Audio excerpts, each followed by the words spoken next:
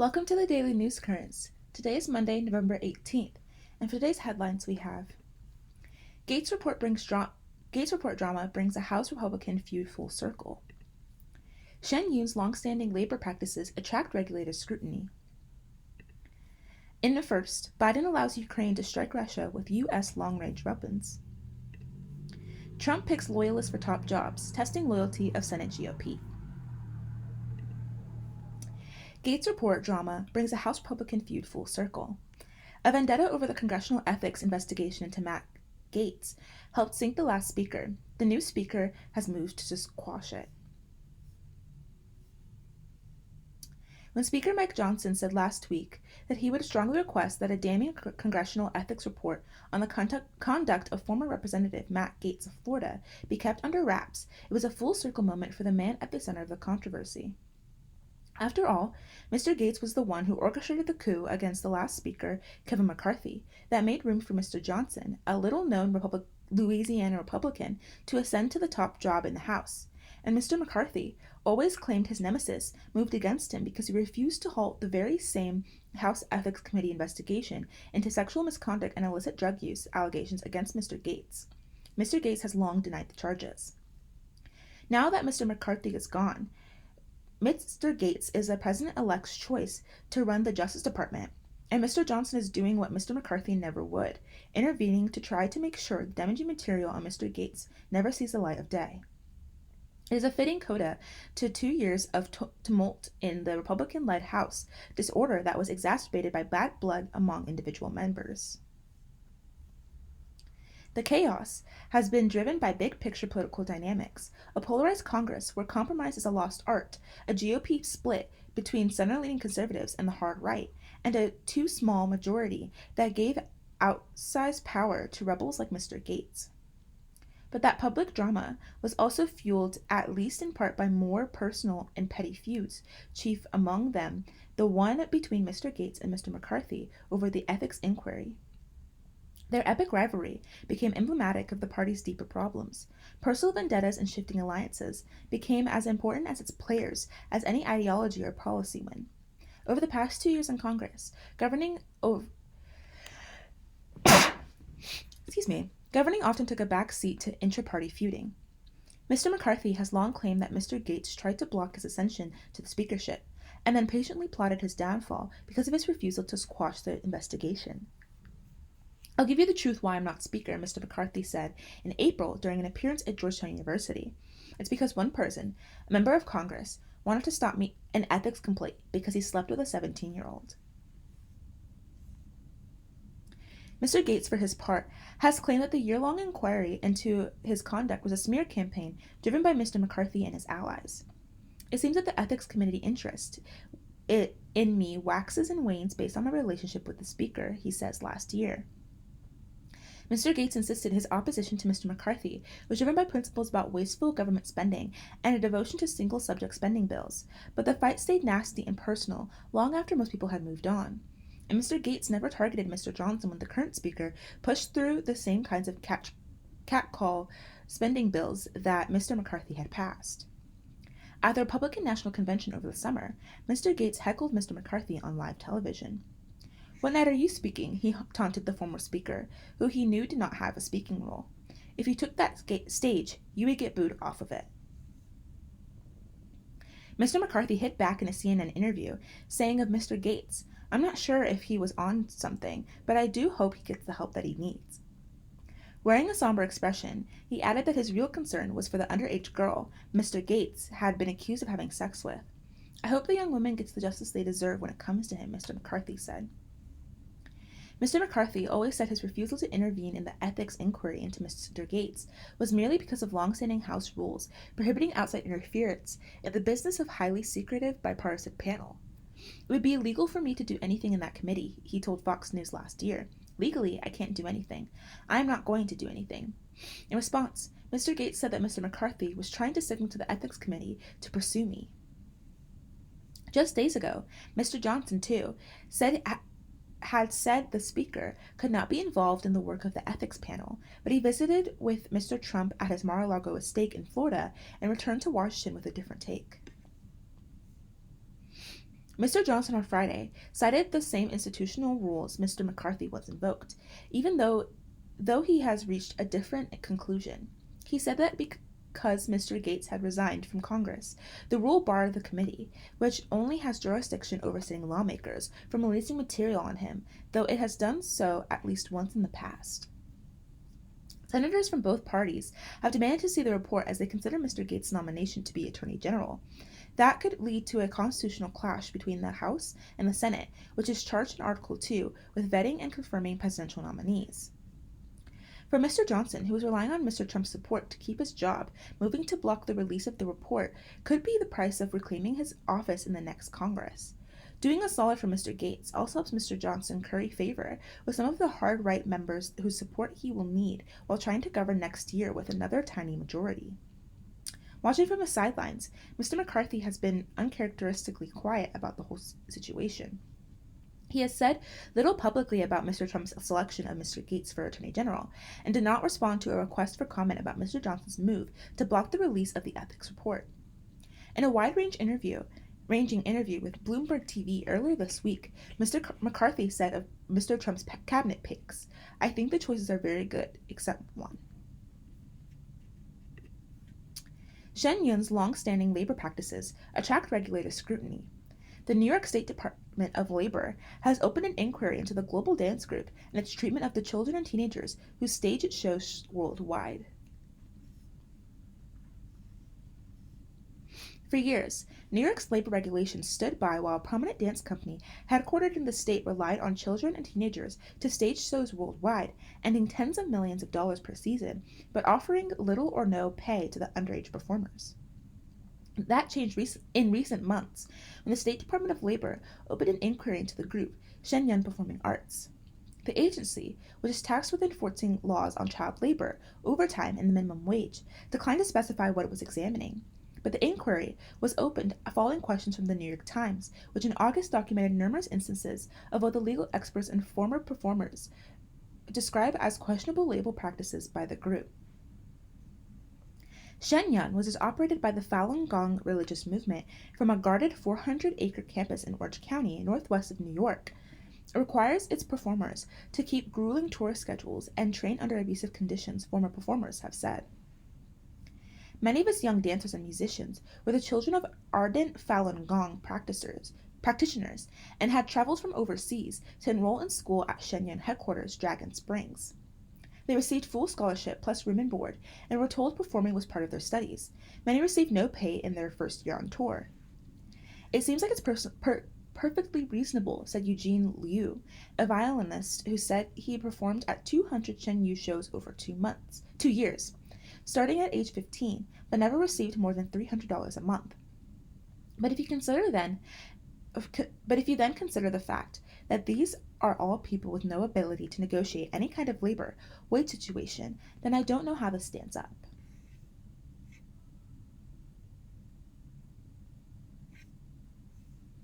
Indeed, Shen Yun appears to have spent years violating a state law designed to protect underage performers. The New York Times has found the law requires performance groups to obtain state certification before using performers who are younger than 18, and it requires that those performers to have work permits.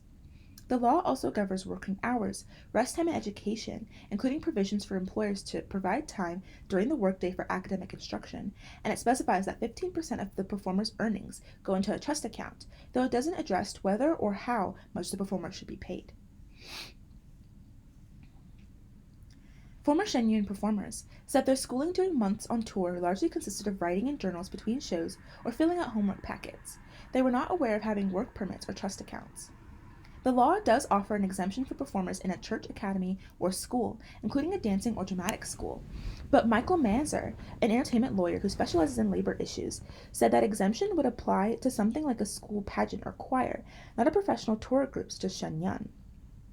Shenyun has used underage performers for nearly 20 years, but has not been certified before applying in late September, representatives of the Labor Department said. The application was approved, and Shenyun must now give the department a 30-day notice if it plans to use children in a performance in New York State, officials said. Shenyun's leaders have strenuously defended their labor practices.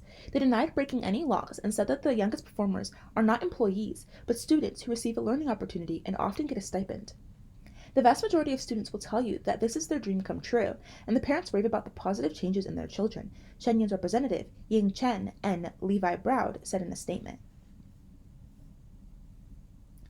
They said that the students are not employees under the factors authorities use to define those terms under federal law. Therefore, they said, the allegations that they are not treated properly as employees are denied. It is not unusual for performing arts groups to pay students and novice performers nominal amounts, but few, if any, such groups rely on them to the extent that Shenyun does, the Times found. Combining elements of acrobatics and ballet, the group had 8 troupes that collectively performed more than 800 shows on 5 continents during its most recent season. Former dancers and musicians said individual troupes could perform more than 100 shows per season, and that no troupe employed enough professionals to stage a show without student performers, an assertion Shenyun's representatives disputed. Evan Glickman, a percussionist, spent 2 years with Shenyun starting at age 24 and was paid about $35,000 a year, he recalled. In his troupe, about 2/3 of the musicians were students, he said.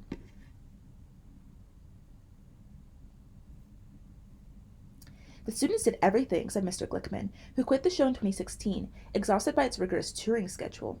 That place would not run if they had to pay real musicians, like every other organization in the country does. Former performers told The Times they worked from early morning until close to midnight while on tour. The young performers carried and set up heavy equipment, rehearsed, performed up to 2 shows a day, and spent hundreds of hours on cross-country bus rides, according to former performers and written schedules. A tour schedule from December 2016 showed that one Shenyun troupe was slated to perform or travel on 9 consecutive days without a break, including a 17-hour bus trip from Michigan to Texas.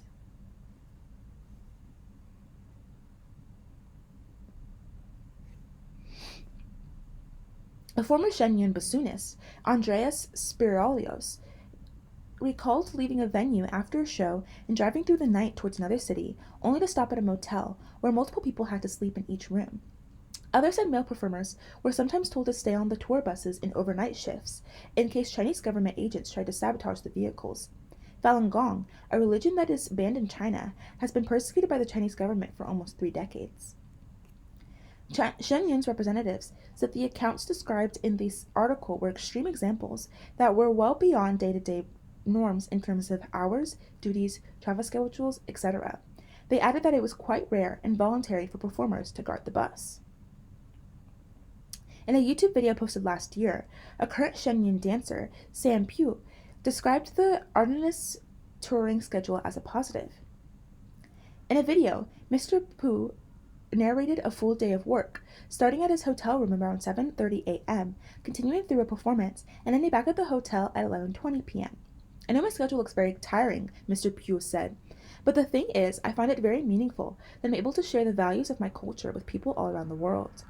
In a text message, Mr. Pugh told The Times that he had never felt forced to do anything as a performer for Shenyun and gets plenty of breaks to relax while on tour.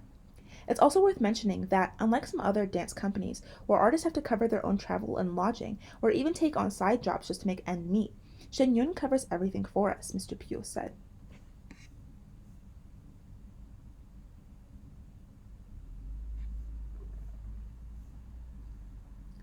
Aside from the demanding schedules for student performers, Shenyun stands apart from other large dance groups for the amount of money it has amassed while paying relatively small sums to its performers. In its most recent tax return, the company reported assets of more than $265 million. The American Ballet Theater in New York City had only a fraction of the amount in recent years, tax records show, but its apprentices earn a starting pay of $986 per week under its contract with the American Guild of Musical Artists. The performers were also eligible for overtime, a benefit that former Shenyun performers said they did not receive. Although Shenyun's practices have been in place for years, the State Labor Department did not open an investigation because the agency had never received a formal complaint, officials said. They declined to comment on why they opened the current inquiry. The Labor Department has cited in the past for inadequately enforcing the child performer laws. In 2017, an audit by the New York State's Comptroller Office found that the agency had taken a reactive approach of investigating only based on complaints. Complaints are less likely to come from children, the auditors said, particularly if both the parents/guardians and employers violate the law. The Labor Department disputed the audit's findings and methodology at the time. In a statement this month, the agency spokesperson said that since 2023, the department has conducted 6 proactive child labor sweeps and initiated more than 1,300 child labor investigations. He added that the department encouraged workers of any age who believed their rights were violated to file a complaint. Legal experts say that there are exceptions to state and federal minimum wage laws related to students, apprentices, and volunteers. Shenyun has often paid its student performers less than minimum wage, former dancers and musicians said. My suspicion is that they're treating these children and young people, even if they're not minors, as maybe volunteers, maybe apprentices, and they're using that as a justification for not paying them, said Michael Minkoff, a employment lawyer in Manhattan. That doesn't mean it's legal by any stretch of the imagination.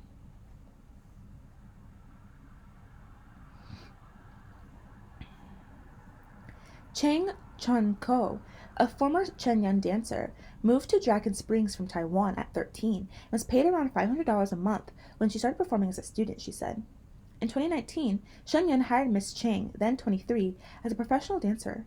Her employment letter said she'd be paid $1,000 a month to work 25 hours a week. Miss Chang said she actually worked at least 65 hours a week. Since Falun Gong teaches the followers should let go of material attachments, talking about money was seen in Shenyun as a sign of poor devotion, Ms. Chang said. She said she had a feeling that she was paid too little, but I didn't dare to ask. In a first, Biden allows Ukraine to strike Russia with U.S. long-range weapons. For the first time, President Biden has given Ukraine the green light to use powerful American long-range weapons for strikes inside Russia, a U.S. official told NPR on Sunday. The missiles, known as the Army Tactical Missile System, or ATACMS, can travel around 190 miles. Their use would enable Ukrainian troops to strike Russia's weapons stockpiles, logistical centers, and airfields, which could help stop Russian forces from advancing on the battlefield and attacking Ukrainian cities. The U.S. official, who wasn't authorized to speak publicly about the decision, said that the U.S. is allowing Ukraine to use the weapons to target in and around Kursk, the same region where some 10,000 North Korean troops were recently deployed, according to the U.S. and its allies. The authorization marks a significant reversal in U.S. policy. Until recently, the Biden administration resisted allowing Ukraine to fire American long-range missiles into Russian territory for fear that it would only escalate the war. The U.S. confirmed in the spring that it had sent ATACMS to Ukraine with the caveat that the weapons would only be used inside Ukrainian territory. British officials will likely follow suit in allowing Ukraine to use their Storm Shadow long-range missiles in Russia, the U.S. official said. These missiles can travel around 155 miles. The British need U.S. approval because these missiles contain U.S. components. It's unclear how many long-range ATACMS Ukraine has, but the numbers are limited since Ukraine already used some of the weapons on targets inside its territory. A separate source on Capitol Hill, who also wasn't authorized to speak publicly, said the decision is unlikely to be a game-changer in the war because of the limited number of such missiles and because Ukraine is already using drones to hit Russian targets. Ukrainian President Volodymyr Zelensky had been pushing for the U.S. policy change for at least several months. In his nightly video address on Sunday, Zelensky said Ukraine's long-range strike capabilities will be key to its victory.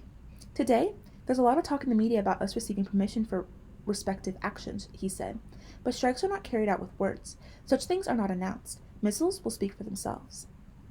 Russia launched 210 missiles and drones at Ukraine on Sunday, Zelensky said, attacking the energy system and other critical infrastructure in what he described as one of Russia's largest attacks in the war so far.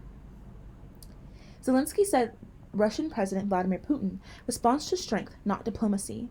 We need to be strong. We need to invest time not to talking to someone in Moscow, but in really forcing Russia to end the war, he added. The war has escalated since Ukrainian forces carried out a surprise incursion into Russia's Kursk region in August. The attack was viewed as a breakthrough for Ukraine and a setback for Russia. Then in October, North Korea sent thousands of its troops to Kursk to help Russia fight off the Ukrainian incursion. The policy shift comes just over 2 months before President-elect Donald Trump will return to the White House. Trump has criticized the amount of aid given to Ukraine in its fight against Russia and claimed he could end the war in 24 hours, though he has not explained how. Ukrainian soldier and historian Maximus Savitskis, speaking near the front line in Ukraine, said he wished the restrictions on ATACMS never existed in the first place and hopes the Trump administration will not revoke the authorization. I don't want to sound ungrateful. The help of the U.S. has been invaluable, but it has not been enough to let us win the war, he said. I'm just thinking how many more lives could have been saved if those restrictions were lifted a year ago.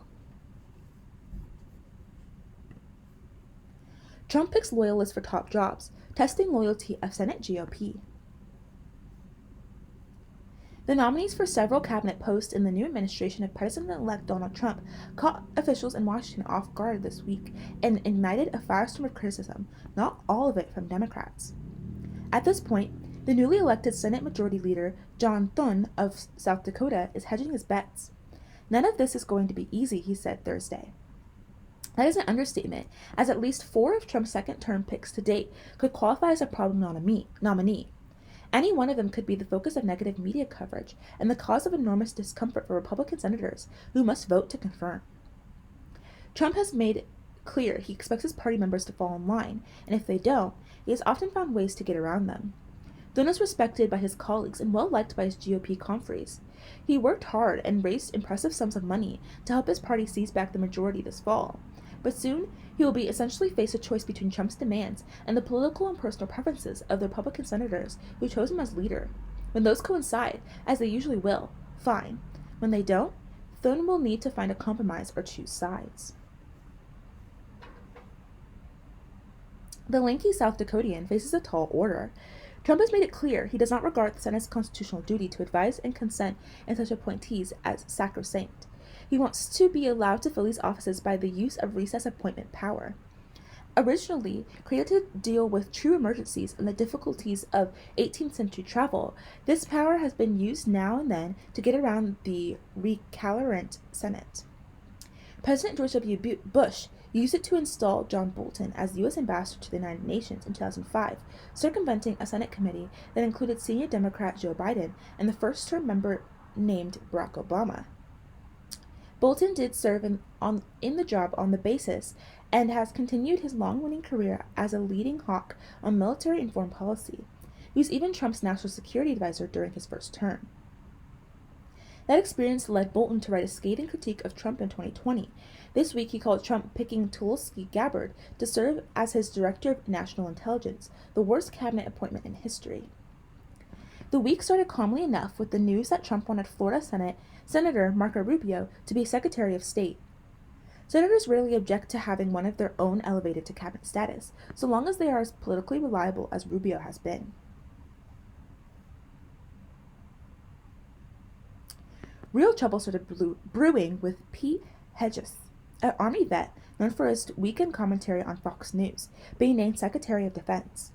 Although a veteran of the Iraq and Afghanistan missions, he does not have the background that senators have come to expect of someone appointed to the head of the Department of Defense. Except frequent attacks on the uniformed leadership of the armed services has included talk of firing current generals, including at the highest levels. Some observers found it hard to believe Trump was serious about the choice, suggesting the president-elect was mostly giving the Pentagon a shot across the bow. But Trump 2.0 was just getting started. Consider Tulsi Gabbard, Trump's choice as the new Director of National Intelligence. Gabbard is another veteran who has been critical of forever wars. She was also briefly a Democratic member of the House before becoming a Trump fan. But all that would be little or no problem for the senators. Here's what could be.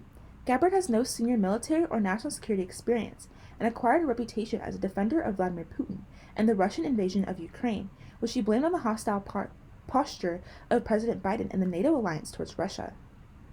Commentators, including some conservatives, have wondered aloud just how deep Gabbard's sympathy with Putin positions might go. Yet these begrudging controversies were eclipsed by the news that Trump had chosen embattled Florida Representative Matt Gaetz to be his Attorney General. Gates has been the subject of a House Ethics Committee investigation into sex trafficking and the drug use allegations that began in 2021.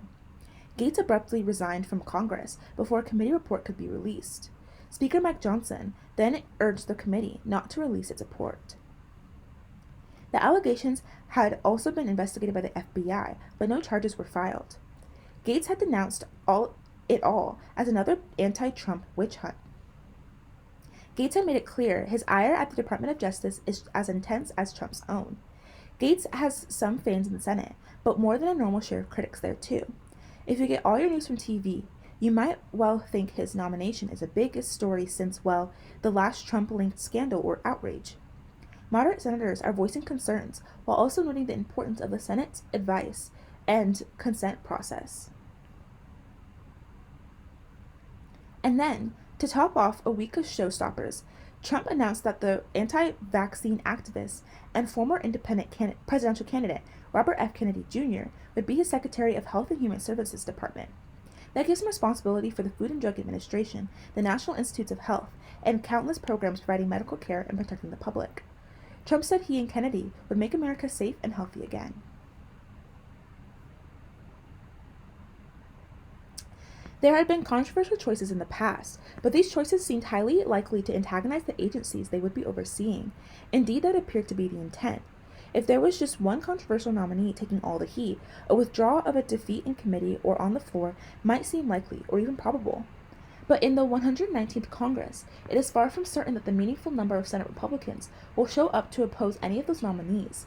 They may make their objections known in a variety of ways, including off-the-record comments, but it will not matter unless at least 4 of them band together to make a unified stand in the 53-47 Senate, but could carry enormous consequences for the few GOP senators who held out. Trump is renowned for his rhetorical bluster and force of personality. His supporters can swarm the internet and amplify these effects, but as unpleasant as such a flaming must be, at least a few senators have shown they can withstand a bit of heat. What they are likely concerned by are Trump voters, especially now that Trump has won a second election and carried the popular vote as well as his biggest share yet of the Electoral College. Republican office holders know Trump's voters are largely their voters. They know that if they run again, they will need these voters in the general election, and quite possibly in a Republican primary as well. Not every Republican voter would resent having his or her senator stand up to Trump, not by a long shot, but be prepared for Republicans in the Senate to calculate that opposing Trump on anything notable in the next 2 years is inviting a primary challenger in their next election cycle. And even if incumbents feel confident they can mend fences in the meantime and beat back a primary challenge, primary fights strain their campaign resources. They also force incumbents to take a harder partisan line to hang on the nomination, and they give a president of the same party a considerable degree of leverage. That has long been the case, even before the personality of Trump was involved. That is all that we have for today. Thank you so much for listening. Goodbye.